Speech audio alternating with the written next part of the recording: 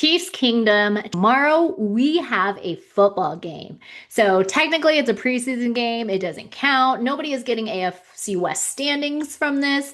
Nobody is making the playoffs tomorrow. But after everything this team has been through, I don't care. I'm ready to watch the Kansas City Chiefs play football again. And there's a lot that I want to see. Justin Fields, Rashee Rice, those rookie wide receivers, Khalil Benson, Peter Woods, Jadon Kennedy, the running back competition and the quarterback competition behind Patrick Mahomes. And maybe most importantly, what the heck does this new Chiefs offense actually look like? So grab your coffee, Chiefs Kingdom, because it's time to huddle up. 14 full team practices, a whole lot of heat and humidity, a whole lot of pads, a few fights, and a whole lot of questions still. And now we're going to get some answers. The Chiefs wrapped up camp on Thursday with a lighter practice after 3 consecutive full contact practices. And now everybody heads back to Arrowhead for tomorrow's preseason opener against the Los Angeles Rams. Kickoff is at 3 p.m. Arrowhead time, and I think this is a really important distinction. We're not watching tomorrow to see whether the Chiefs win preseason.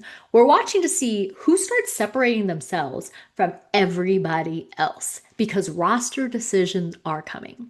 Now, let's start with a story that dominated the beginning of this week, and that is Eric Bieniemy is back. And after watching him back on that practice field, I think it's pretty clear the Chiefs missed him. Travis Kelce has been especially vocal about Bieniemy's presence. And honestly, you don't have to look very hard to see it.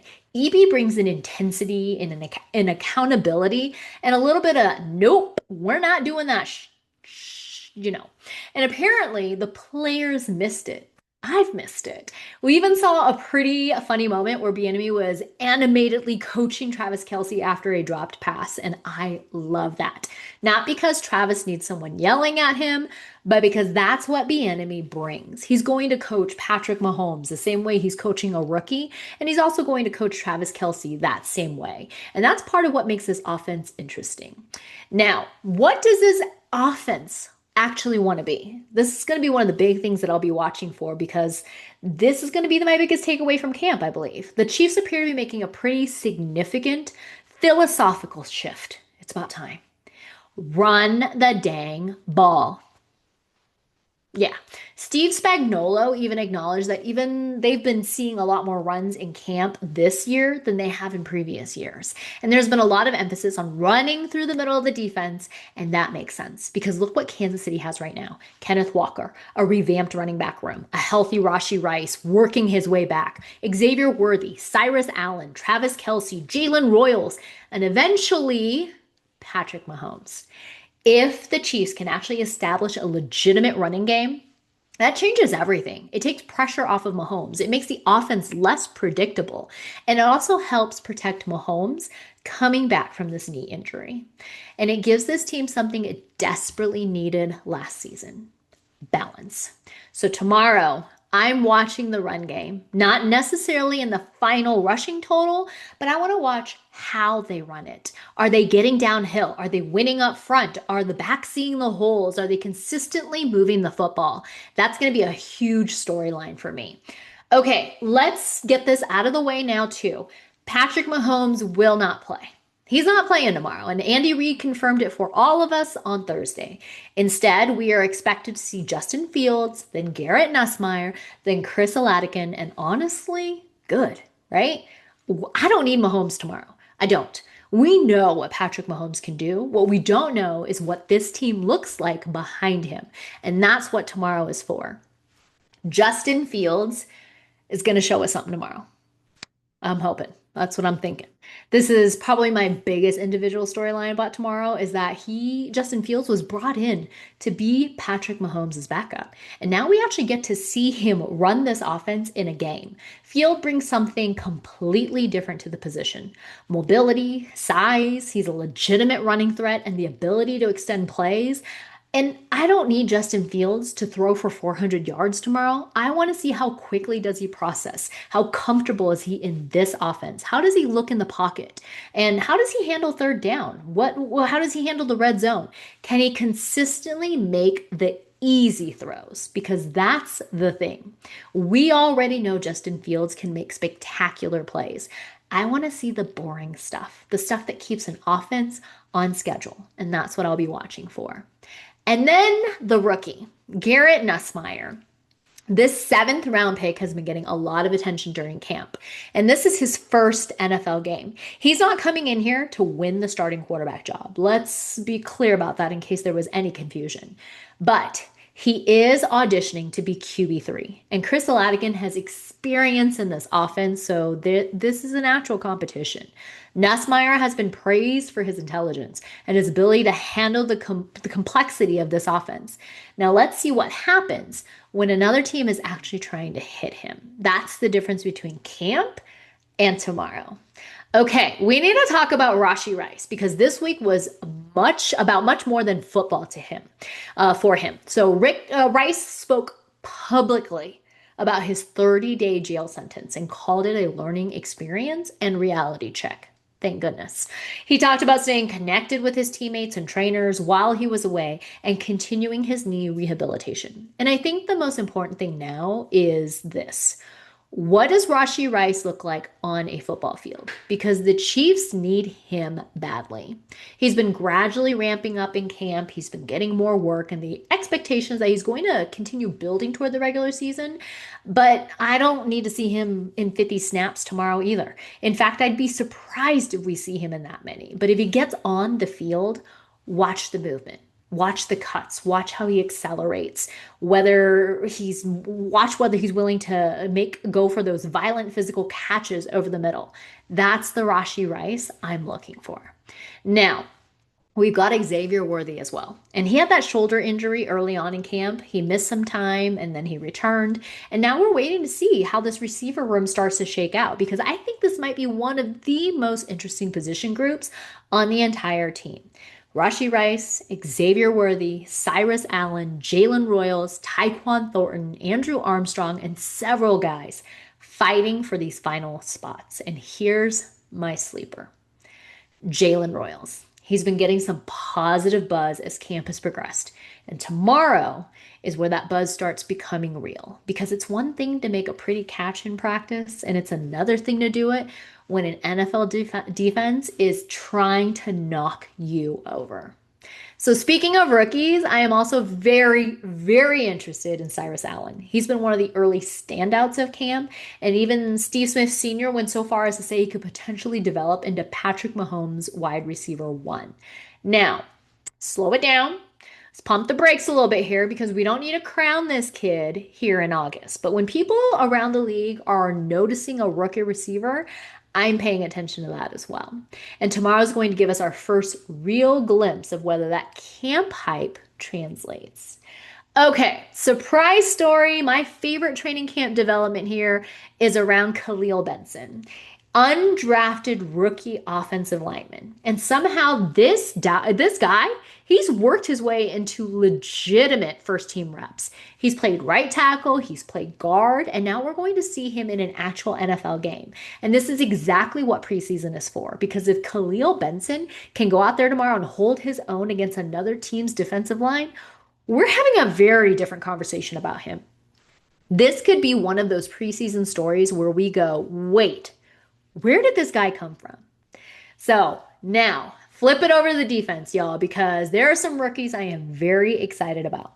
Peter Woods. This dude has been getting praise throughout camp. Chris Jones has specifically talked about his strength, and Woods has looked like somebody who could become a real rotational contributor. So tomorrow, I want to see him against somebody who isn't wearing the same colors as him. Another guy who's been flashing is R. Mason Thomas, and he's probably going to have opportunities primarily as a pass rusher, and that's exactly where I want to see him. On third downs and obvious passing situations, put him on the field and let him hunt.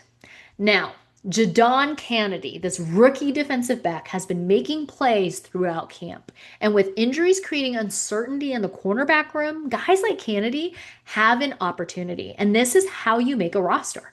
You don't need to make 12 plays. You make 2 plays that coaches remember.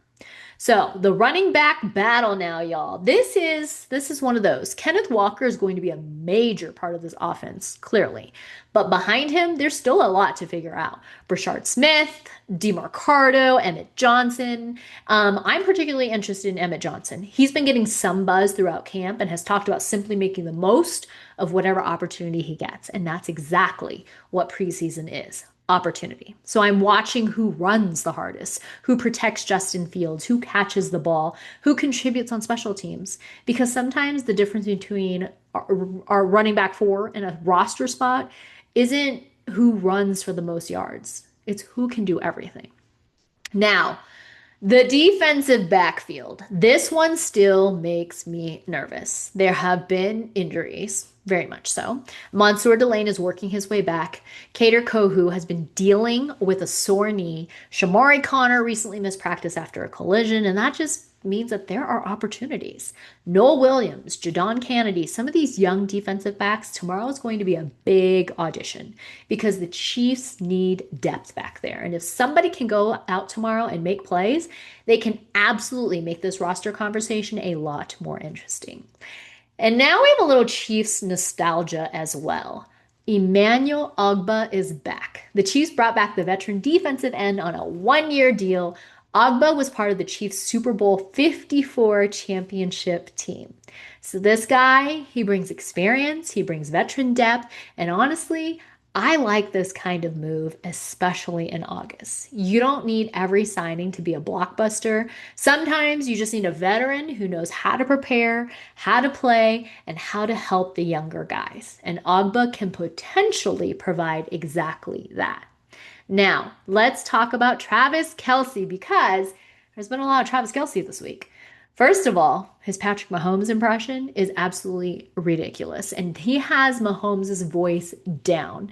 And Kelce, he basically explained that there's something about the frequency of Mahomes' voice that immediately gets everybody's attention, which that's exactly the kind of ridiculous Chiefs Kingdom content I live for, right? But y'all, underneath the jokes, Kelce has been talking about something much more serious. He wants to play better than he did last season. He wants to set the example, and he's described camp as something of a sanctuary. And I think that's interesting because this is year 14 for him. He's 36 years old. There's been a ton happening in his personal life lately, if you didn't know. And yet here he is, back in St. Joe, grinding and trying to prove that he still has something left. And I don't know if this is his last season, and I don't think he knows. But I do know this. He looks motivated, and I want to see it.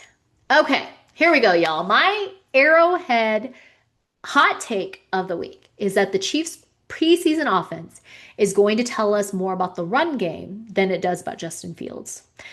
Everybody is going to watch Justin Fields, and that's fair. He was brought in to be Mahomes' backup. But I'm watching the guys in front of him. I'm watching the offensive line. I'm watching K9. I'm watching how this offense moves when Mahomes isn't there to bail everybody out with some ridiculous Mahomes magic. Because if the Chiefs can actually run the football, if they can protect their quarterbacks, if they can stay ahead of the sticks, this offense could look very different this season. And I think that's potentially the biggest change we are going to see. Time for stock up, stock down, y'all. And I've got several on my stock up list this week. Khalil Benson being one of them. This undrafted rookie is forcing us to pay attention. Cyrus Allen, he keeps generating buzz. And let's see if this translates in real game time play tomorrow. Peter Woods, I think he could become a really fun player to watch this season. FAU, this is a really important year for Felix, and he's been taking advantage of the opportunities given to him. Also, and lastly on my stock up, Coach Eric Bieniemy. He's back, y'all. The energy is different, and the players clearly feel it. Now, stock down, just a big all-around mention for the injury report because this is absurd at this point. Let's just stop with the injuries, please, because there are enough guys on that list. We have so many who are trying to get fully healthy. I don't want to see any more names added to this list. All right, y'all. So tomorrow, let's keep this super simple. These are the 5 things that I'm going to be watching for, and I want to know what you're watching for. So let me know in the comments.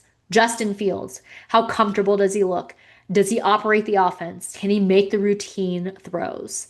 The run game. Does the new identity actually look different? Are they running downhill? Is the offensive line moving people? Khalil Benson. Does the camp darling look like an NFL player when the lights come on? The young defensive lineman, Peter Woods, R. Mason Thomas. Who gets pressure? Who's disruptive? Who keeps showing up? The wide receiver competition was Cyrus Allen, Jalen Royals, Andrew Armstrong, Tyquan Thornton. Who separates? Who makes a play? Who gets trusted in important situations? And as a bonus, I'm going to watch the special teams because Dave Tobe is going to have a lot of decisions to make. And if you're a bubble player, special teams can be your ticket onto this roster. Watch the kick coverage, watch the returners, watch who is flying downfield. Sometimes the guy who makes the roster isn't the guy who caught the prettiest touchdown. He's the guy who makes a tackle on special teams. Here is my biggest question after tomorrow. And this is what I want to ask. Do the Chiefs look different? Not did they win? Not did Justin Field throw 2 touchdowns? Not did somebody have 100 yards? Do they look different? Do they look more physical, more balanced, more explosive, more confident, more aggressive? That's what I'm looking for. Last year was ugly. We all know this. 6-11 season, the injuries, the quarterback chaos, the offense struggling, the AFC West slipped away, the playoff streak ending. Now we've had an entire offseason to fix it. We are filling those gaps. Tomorrow's our first tiny glimpse into all of this. So, prediction time.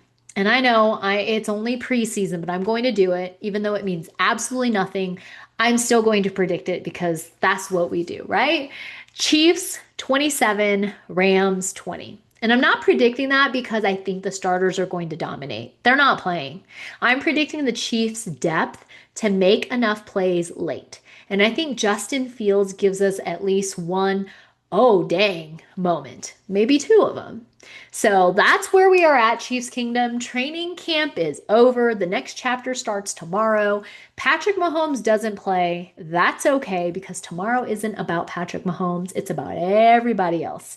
It's about the rookies, the backups, the guys fighting for jobs, the guys trying to prove that all those good things we've heard about them at camp are real. And honestly, I love this part because we finally get to stop talking about football and start watching football. So tomorrow, enjoy it, y'all. Don't overreact unless, of course, somebody does something amazing. Then you overact immediately. And this is a reminder to myself, too, about not overreacting because this is what Chiefs Kingdom is all about. If you've enjoyed hanging out with me today, make sure you hit that like button, subscribe, and if you're new, share this with another Chiefs fan who's counting down the days until football is officially back. That's tomorrow, y'all. So, as always, go Chiefs, and I'll see y'all after the game.